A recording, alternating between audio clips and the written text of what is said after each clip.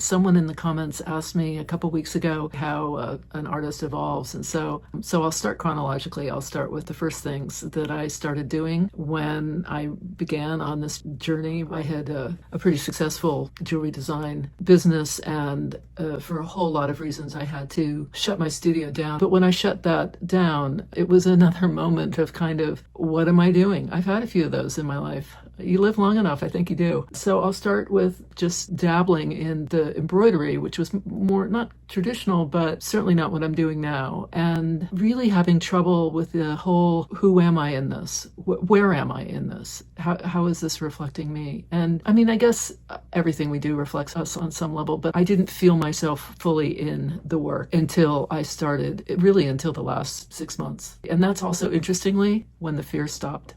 I think that's really interesting that I finally found what I'll call my voice, fully found my voice, felt that this was finally representative of me and what I want to express. And as a result of that, and of course a lot of inner work, the fear has, for the most part, left me. I mean, there are moments where I'll think, I don't know where I'm going. Can I do this? Is this going to work?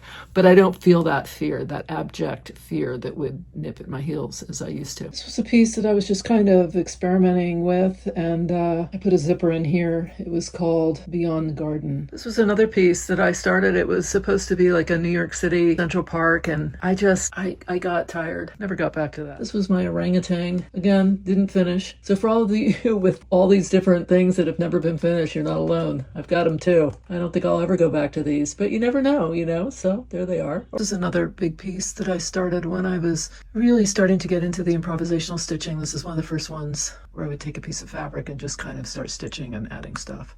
This piece is called Remembering My Mother because it was influenced by my trip to Africa and the ways in which they use materials that are cut in sort of different shapes that they then apply onto a loose weaved fabric. This piece is a huge, big quilt that I made from hand-dyed fabrics after taking some of Pat Polly's workshops. There's another one behind this. And then we have my big piece. I started it at the artist residency just outside of Paris, and then I finished it when I came back. I started to move away from so much hand stitching and experimenting with other ideas. This is a more recent piece that I started working on in, I think, when we were in South America in Argentina and Chile. Okay, so you can just see my two big pieces right here and then here. This was the first piece, the first vessel, and then these guys.